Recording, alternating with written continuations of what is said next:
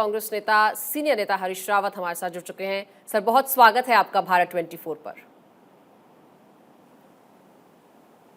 बहुत धन्यवाद। हम सब लोगों के साथ आपको भी बधाई। जी सर, कांग्रेस को बड़ी बधाई, नए अध्यक्ष मिल गए हैं मल्लिकार्जुन खड़गे। क्या लगता है कि किस तरह की एनर्जी का संचार अब पार्टी में होगा, कार्यकर्ताओं में होगा? ये हम सब लोगों के लिए एक बड़ी खुशी का दिन है और हम आज हमारे नए अध्यक्ष का चुनाव संपन्न हुआ है। श्री मल्लिकार्जुन खड़गे चुनाव चुने गए हैं और हमें पूरा विश्वास है इस बात का कि उनके पूरे अनुभव के साथ, जीवन का एक बड़ा लंबा अनुभव है उनका, और साथ साथ वो कांग्रेस के प्रतीक पुरुष हैं। उन्होंने हर जगह जिस पद पर भी विराजमान हुए हैं उस पद को गौरवान्वित करने का काम किया है।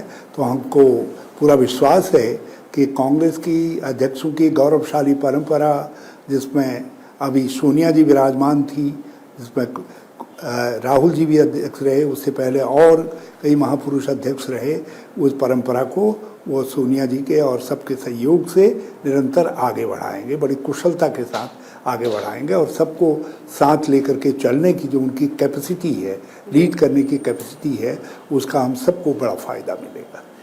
और थरूर साहब के बारे में क्या कहेंगे? 1072 वोट पर ही सिमटना पड़ा, इसी में संतुष्ट होना पड़ा? वो हमारे एक बहुत अच्छे प्यारे दोस्त हैं और एक बहुत अच्छे नेता हैं, विद्वान व्यक्ति हैं, और उन्होंने एक विकल्प के रूप में अपने को प्रस्तुत किया। बल्कि मैं इस बात के लिए पहले ये सोचता था कि एक कंसेंसस बन जाती तो अच्छा रहता, लेकिन जब वो चुनाव मैदान में उतरे, जिस तरीके की दिलचस्पी लोगों की कांग्रेस की चुनाव प्रणाली के विषय में पैदा हुई, लोगों को मालूम नहीं था, विशेष तौर पर नई पीढ़ी को, एक 10-20 साल से जिन लोगों में राजनीतिक जागरूकता आई, उनको मालूम नहीं था कि कांग्रेस के अंदर संविधान से गवर्न एक इलेक्शन प्रोसेस भी है, मेंबर साजी होती है हर बार, और फिर हर स्तर पर चुनाव हो करके फिर राष्ट्रीय स्तर पर भी अध्यक्ष का चुनाव हो सकता है, सभी बॉडीज़ का चुनाव होता है। तो ये कांग्रेस के अंदर एक अथॉरिटी एग्जिस्ट करती है जो चुनाव करवाती है, जो स्ट्रिक्टली उसकी कुछ गाइडलाइंस हैं, ये जानकारी नई पीढ़ी को मिली और उससे कांग्रेस को नई पीढ़ी के लोगों को समझने में बड़ी मदद मिली। तो ये क्रेडिट शशि को जाता है और मल्लिकार्जुन खड़गे जी के लिए तो all cheers are for him, और सब तरीके की उनको बधाइयाँ हैं। मगर इतना जो है मैं समझता हूँ कि हमारे दोस्त सरूर को भी जाता है कि उन्होंने चुनाव में अपने को विकल्प के रूप में प्रस्तुत करके देश और दुनिया को दिखा, हाँ, कांग्रेस के अंदर एक चुनाव का डेमोक्रेटिक सिस्टम एग्जिस्ट करता है। क्योंकि मैंने भी 22-23 साल पहले वोट दिया था और मैं तो वैसे 5 बार वोट दे चुका हूँ, 2 बार कांग्रेस कार्य समिति में और 3 बार अध्यक्ष के पद के लिए।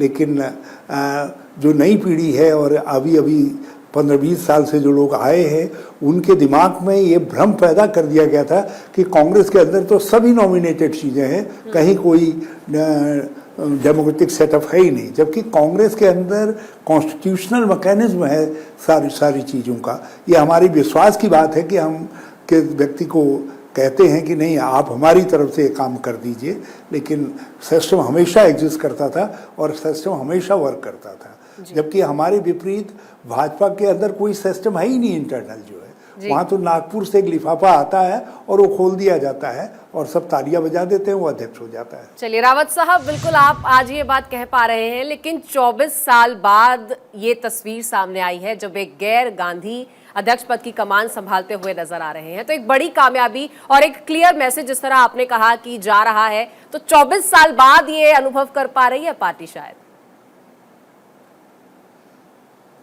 नहीं, इससे पहले भी बीच में भी हमने चुनाव के मैकेनिज्म को अपनाया, लेकिन उसके लिए हमारे कॉन्स्टिट्यूशन में प्रोविजन है कि एआईसीसी कांग्रेस वर्किंग कमेटी को ऑथराइज करती है और कांग्रेस वर्किंग कमेटी जो है इस बात को तय करती हैं कि हमारी अध्यक्ष फला होंगे करके। तो ऐसा नहीं है कि ये सारी चीज़ें नहीं हुई है, ये प्रोसेस नहीं अपनाई गई है, मगर अपनाई गई है। हाँ, चुनाव जैसी बातें जो है आज से 23 साल पहले श्रीमती सोनिया गांधी जी जब अध्यक्ष चुनी गई थी तो उस समय जितेंद्र प्रसाद जी उनके विरोध में चुनाव लड़े थे और उन्होंने अपने को विकल्प के रूप में प्रस्तुत किया था। उससे पहले सीताराम केसी जी के विकल्प के रूप में अपने आप को राजेश पायलट जी ने और शरद पवार जी ने प्रस्तुत किया था। और उससे पहले ब्रह्मानंद रेड्डी जी जब चुने गए थे तब भी जो है कर्ण सिंह जी और लोगों ने अपने को विकल्प के रूप में प्रस्तुत किया था। तो हम लोग तो इस इतिहास से वाकिफ हैं सब चीज़ों से, लेकिन नई पीढ़ी नहीं थी वाकिफ जो है। तो लोग तो जो कुछ परोसा जा रहा था मीडिया से और भाजपा के प्रचार तंत्र बिल्कुल। देखिए रावत साहब, इतिहास की तो बात कर ली, नहीं है तो भविष्य की बात करूंगी। कांग्रेस के आगे बड़ी चुनौती है, बहुत राज्यों में अब चुनाव होने हैं, क्योंकि आप पहाड़ों से आते हैं, यूं तो उत्तराखंड से आते हैं, लेकिन हिमाचल की बात करूंगी। फिजाओं में तो अभी ठंडक बनी हुई है, लेकिन राजनीति की गर्माहट बरकरार है। और जिस तरह से हमने देखा है राजस्थान में जो हुआ, उसके बाद अध्यक्ष के चुनाव के दौरान जो कुछ हुआ, गर्माहट बनी हुई है। लेकिन इस गर्माहट के बीच पहाड़ों की ठंडक को किस तरह से गर्म करेंगे मल्लिकार्जुन खड़गे, किस तरह से नए संचार का, यहाँ नई एनर्जी का संचार होगा, और हिमाचल में अब क्या कुछ खास गतिविधियां देखने को मिलेंगी कांग्रेस की तरफ से तमाम इलेक्शंस के मद्देनजर? देखिए, जब हम हिमाचल की पॉलिटिक्स को समझते हैं, वहाँ के सामाजिक जीवन को समझते हैं, तो दो व्यक्तित्व तो बिल्कुल आउटस्टैंडिंग पर्सनैलिटीज के रूप में जो हिमाचल को सिग्निफाई करते थे, पर्याय थे उनके, Shri Y S Parmar, doctor Y S Parmar और श्री वीरभद्र सिंह।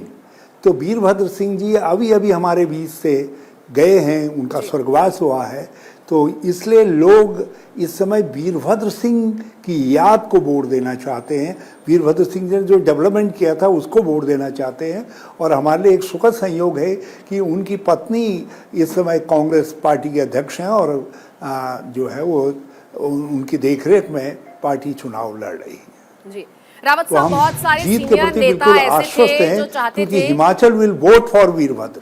जी बहुत सारे सीनियर नेता हैं पार्टी में जो चाहते थे कि राहुल गांधी कमान संभालें, क्योंकि अब मल्लिकार्जुन खड़गे अध्यक्ष हैं। तो अब राहुल गांधी की क्या अहम भूमिका रहेगी आगे, किस रोल में नजर आ सकते हैं, किस तरह से हिमाचल के चुनाव में एक्टिव नजर आएंगे, क्योंकि फिलहाल तो अभी भारत जोड़ो यात्रा में वो व्यस्त है। देखिए, वो हिमाचल की चुनाव के लिए भी ब्रेक ले सकते हैं,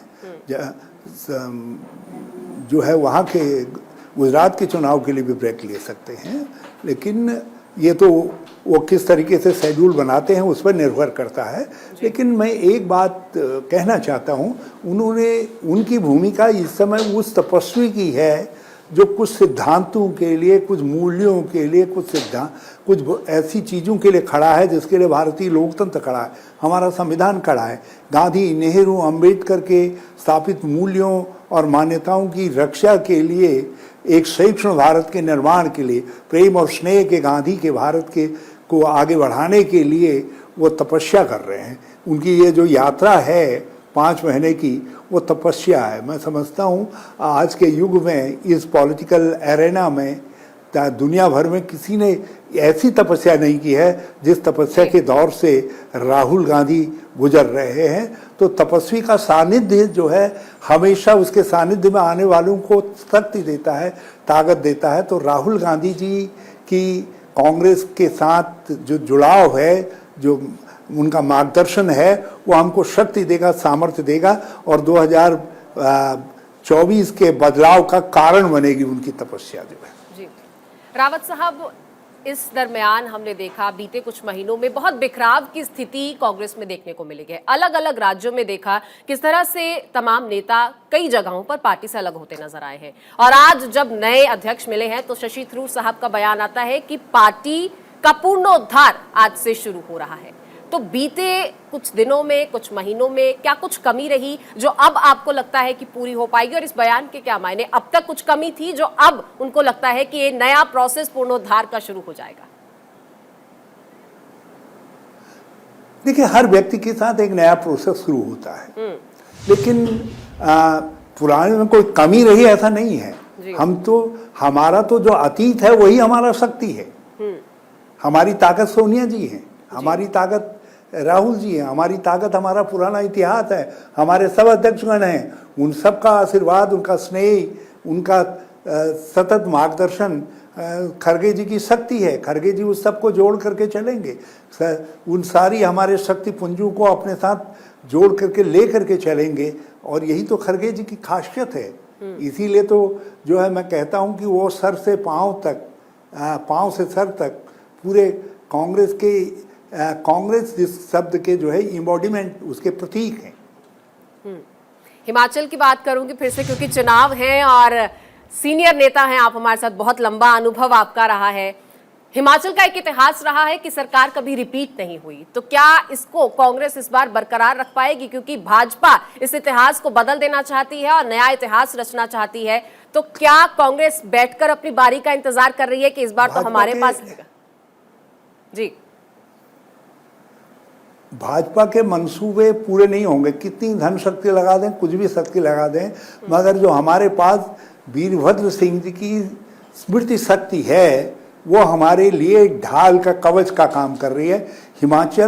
हिमाचल वीरभद्र सिंह को वोट करेगा, इस समय उनकी याद को वोट करेगा, और हमारा एक सौभाग्य है कांग्रेस का, नेहरू जी के मार्गदर्शन से लेकर इंदिरा जी के हिमाचल से संबंध, फिर राजीव जी के संबंध, सोनिया जी के संबंध, प्रियंका जी का संबंध, ये सारे संबंधों ने एक ऐसी डोर बांध करके रखी है कि हिमाचल इस समय कांग्रेस के साथ आना चाहेगा। और भाजपा का दुर्भाग्य है कि समय चक्र भी उनको फेवर नहीं कर रहा है, और साथ साथ जो है जो परिस्थितियां हैं वो भी उनको फेवर नहीं कर रही हैं।